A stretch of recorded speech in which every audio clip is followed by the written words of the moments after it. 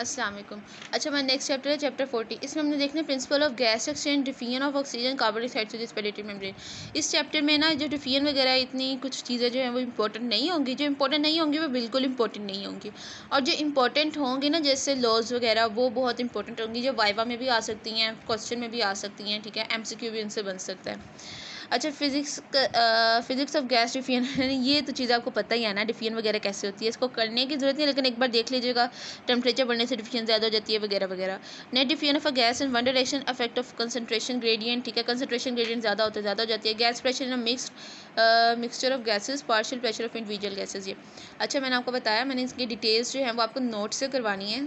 जो notes king Edward medical university में हमारे HOD के नोट्स हैं उनसे। तो अभी मैं आपको गाइडेंस से एक रिव्यू दे रही हूँ, ताकि जो दूसरे बच्चे हैं वो एटलीस्ट गाइडेंस से देख लें कि कौन सी चीज़ें इंपॉर्टेंट है कौन सी नहीं, और यही चीज़ों के कॉन्सेप्ट मैं आपको नोट्स पे डिटेल के साथ बता रही हूँगी।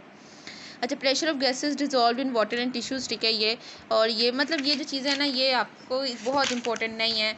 देखेंगे चीज़ें, हाँ ये फार्मूला देख लीजिएगा। Partial pressure equal concentration of dissolved gas over solubility coefficient. ठीक है, करीब करती हूँ, हाँ ठीक है। और ये वैल्यूज़ ऐसा करने की ज़रूरत नहीं है।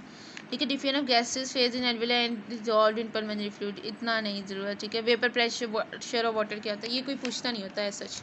अच्छा, आगे है pressure differences causes net defiant of gases through the fluid. ठीक है, प्रेशर डिफरेंस होता है तो गैस दायरा होती है चेंज। ठीक है, होगा तो होगी, अगर सेम प्रेशर है तो फिर उसने क्यों डिफ्यूज़ करना है। Quantify the net rate of diffusion of fluids, इतना इंपॉर्टेंट नहीं है in the fluid in addition to the pressure. ठीक है, the net rate of diffusion, net rate of diffusion जो है वो किस चीज़ पे डिपेंड करता है। अच्छा, इसके लिए जो ये फार्मूला है ना ये बहुत इंपॉर्टेंट है, मैं इसको एक्सप्लेन कर दूँगी बाद में। ठीक है, ये फार्मूला इंपॉर्टेंट है। और कौन कौन सी चीज़ें जो आपकी डिफियन को ज़्यादा करती हैं, कौन सी चीज़ें जो कम करती हैं। मतलब कि फॉर एग्जांपल अगर प्रेशर डिफरेंस ज़्यादा है तो ज़्यादा होगी। ठीक है, उसके अलावा अगर डिस्टेंस ज़्यादा है तो फिर कम होगी। ये चीज़ें जो हैं ये सारी इन्होंने यहाँ पे बताई हैं। ठीक है, इसको हम देखेंगे। डी जो है डिफियन रेट है। Defiant rate partial pressure of जो है उस पर डिपेंड करती है। अच्छा, मैं ज़्यादा डिटेल में नहीं जा रही अभी, तो ये चीज़ आपके लिए इंपॉर्टेंट है। फिर उसके बाद जो है हमारा आता है, ये नंबर्स इतने ज़्यादा इंपॉर्टेंट नहीं। अच्छा, partial pressure respiratory gases in as they enter and leave the lungs, इसमें से कुछ कुछ चीज़ें देख लीजिएगा। ठीक है, जैसे आपको क्या पता होना चाहिए, ऑक्सीजन का पता होना चाहिए आपको। ठीक है, इस तरह से कार्बन डाइऑक्साइड का पता होना चाहिए। वाटर वेपर का प्रेशर अगर आप देखें तो जब ये एंटर हुआ था तो कम था। ठीक है, फिर उसके बाद एल्वियोलर एयर में 47 है और एक्सपायर्ड एयर में 47 है। ओहो, एटमॉस्फेरिक एयर 3.7, ये देखिएगा। जब ये आपके पास जो है ना अंदर आया आपके एल्वेलाई में, तो देखें इसका जो है वो प्रेशर ज़्यादा हो गया हुआ है। क्योंकि वाटर जो है वो जब आप एयर अंदर इनहेल करते हो तो वो इतनी नहीं होती, लेकिन जब आप एक्सपायर करते हो ना तो उसमें आपको वाटर सा फील होता है। क्योंकि आपके जो नोज़ है वहाँ पे म्यूकस मेम्ब्रेन इन सब चीज़ों से जब गुजर के आती है तो वाटर भी आपके साथ जो है वो एक्सपायर हो रहा होता है थोड़ा सा, मतलब वाटर वेपर्स थोड़े से। अच्छा, इसके अलावा टोटल 760 देख लीजिएगा। उसके बाद हमारे पास compositions of alveolar air and atmospheric air, humidification of gases. ठीक है, मतलब ये इतनी हैं चीज़ें। ठीक है, एक बार रीड दीजिएगा, इसमें वैल्यूज़ जो हैं इनको एक बार देखिएगा। ठीक है, functional residual capacity alveolar air is slowly reviewed by atmospheric air. ठीक है, ये आपको बहुत इंपॉर्टेंट है, ये पता होना चाहिए, इसका कॉन्सेप्ट पता होना चाहिए। ये आपकी एल्वियोलाई है। ठीक है, तो एटमॉस्फेयर से जो एयर आ रही है ना, ये इधर कुछ एयर तो जो है वो डेड स्पेस रहती है, जो चेंज नहीं होती है आपके, मतलब जिसका एक्सचेंज नहीं होता आपके ब्लड के साथ। तो कुछ एयर जो है वो आ रही है और कुछ इसको रिप्लेस करती जा रही है। ठीक है, तो ऐसा नहीं होता है कि जो यहाँ से जो प्योर एयर आई है आपके एल्वेलाई में वो प्योर एयर नहीं होती, वो डेड एयर स्पेस के साथ मिक्स होकर तो एक मिक्सचर बन जाती है। ये कंफर्टेबल रहता है, इसके काफ़ी फ़ायदे भी हैं, मैं आपको डिटेल इसकी बताऊँगी बाद में। ठीक है, जैसे ये देखें, पहले ये देखें, ये आपकी है फर्स्ट ब्रीथ की, आपने सेकंड ब्रीथ की, थर्ड ब्रीथ की, फोर्थ की। ठीक है, एक्सपिरेशन ऑफ गैस, ये कितनी सक्सेसिव चीज़ों में हो रही है। ठीक है, अभी डेड स्पेस जो है आहिस्ता आहिस्ता आहिस्ता आहिस्ता वो चीज़ निकल रही है। उसके बाद जो है ये ग्राफ जो है वो देखिएगा। ठीक है, कंसंट्रेशन ऑफ जो है ओरिजिनल कंसंट्रेशन, तो अभी 1/2 नॉर्मल एल्वियोलर वेंटिलेशन नॉर्मल, फिर आपने नॉर्मल से ज़्यादा की वेंटिलेशन, तो किस तरह से जो कंसंट्रेशन है ओरिजिनल गैस की वो चेंज होती जा रही है टाइम के साथ। मतलब आप नॉर्मल सांस ले रहे हो तो ठीक है, आपकी एल्वियोलाई में जो एयर है वो इतनी एक्सचेंज नहीं हो रही, जैसे ये है आप भाप के सांस लेते हो मतलब बहुत तेज़ी से, तो वो एयर जो आपके अंदर है वो एक्सपायर होती जाएगी। ठीक है, मैं आपको डिटेल से बताऊंगी। Importance of slow replacement of alveolar air, और ये जो आहिस्ता आहिस्ता से एयर रिप्लेस होती है ना, इसके काफ़ी फ़ायदे हैं, ये देखिएगा पैराग्राफ ज़रूर, ठीक है।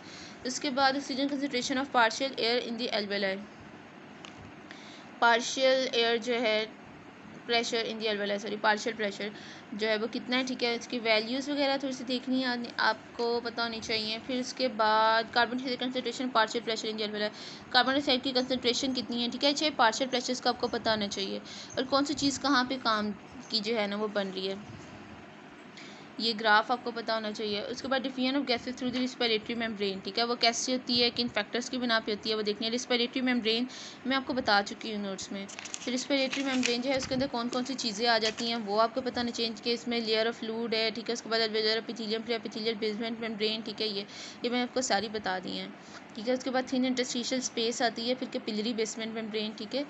तो ये एल्वेलाई है, अंदर सरफेक्टेंट है पहले, ठीक है। सरफेक्टेंट के बाद एल्वेलाई की एपिथेलियम, फिर उसके बाद एपिथेलियल यहाँ पे बेसमेंट मेम्ब्रेन होती है, बेसमेंट मेम्ब्रेन ये, और नीचे एंडोथेलियम है, ठीक है। फिर उसके बाद कैपिलरी बेसमेंट मेम्ब्रेन, ठीक है। फिर हमारे पास कैपिलरी के जो एंडोथेलियल सेल्स है ये, तो ये 6 लेयर्स जो है वो बन जाती हैं, इनको क्रॉस करना। फिर factors that affect the rate of gas diffusion through the respiratory membrane, ठीक है। कौन सी चीज़ें जो है वो फैक्टर्स अफेक्ट करते हैं, ठीक है। अगर थिक होगी तो क्या होगा, सरफेस एरिया कैसा होगा तो क्या होगा, पार्शियल प्रेशर ऑफ एयर ज़्यादा होगा तो क्या होगा। ये नॉर्मल चीज़ें हैं, इसमें ज़्यादा नहीं है। और ये डायग्राम जो है ये एक बार अंडरस्टैंडिंग के लिए ज़रूरी है। Diffusion capacity of the respiratory membrane कितनी है, ठीक है। तो volume of a gas that will diffuse through the membrane each minute of a partial pressure difference of 1 mmHg, ठीक है। ये देखिएगा डिफिजन कैपेसिटी फॉर ऑक्सीजन वगैरह, increase oxygen diffusion capacity during exercise ज़्यादा हो जाती है एक्सरसाइज में। Diffusion capacity for carbon dioxide, ठीक है। तो डिफिजन कैपेसिटी आपको ऑक्सीजन की, कार्बन डाइऑक्साइड की, सबकी पता होनी चाहिए, ठीक है। उसके बाद जो है कैपेसिटी फॉर कार्बन डाइऑक्साइड, ठीक है, ये थोड़ी सी कार्बन मोनोऑक्साइड की कितनी होती है, ऑक्सीजन की कितनी होती है, कार्बन डाइऑक्साइड की कितनी होती है lungs under resting condition and under exercise, ठीक है। तो ये एक बार देखिएगा कि रेस्टिंग में कार्बन मोनोऑक्साइड, ये ऑक्सीजन जो है वो ये रेस्ट है, ये एक्सरसाइज है, एक्सरसाइज में भर गई है, रेस्ट है, एक्सरसाइज में भर गई, रेस्ट है, एक्सरसाइज में भर गई। तो कार्बन डाइऑक्साइड तो एक्सरसाइज में काफ़ी ज़्यादा हो जाती है, क्योंकि आप ज़्यादा प्रोड्यूस करने लग जाते हैं, मसल ज़्यादा यूज़ करते हैं। Measurement of different capacity of the carbon monoxide का जो मेथड है ना ये इंपॉर्टेंट है, ठीक है। इसको देखिएगा कि कैसे मेजर होता है, ये ना MCQ में आया था, तो इसलिए मैं कह रही हूँ ये इंपॉर्टेंट है।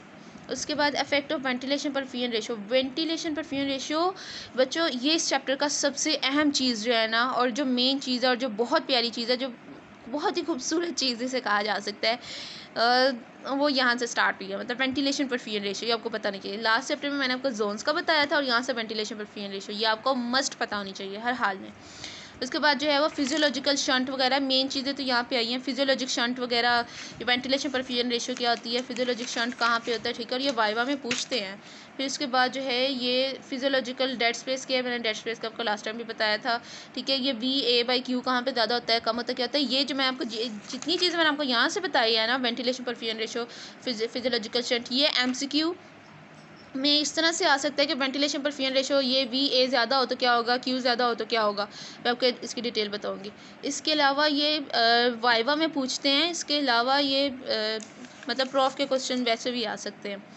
एबनॉर्मेलिटीज़ जो है उसमें ये बहुत इंपॉर्टेंट है, क्या होगा, ठीक है। एबनॉर्मेलिटीज़ इससे रिलेटेड जितनी भी हैं, तो ये वाले जो इस तरह से आपने गाइडेंस के चैप्टर को कवर करना है कि जो इंपॉर्टेंट चीज़ें मैंने आपको बताई हैं ये मोस्ट इंपॉर्टेंट, जिनका आपका कॉन्सेप्ट लाजमन हो जाए। बाकी जो स्टार्ट वाली चीज़ें थी डिफिजन वगैरह वो इतनी इंपॉर्टेंट नहीं है।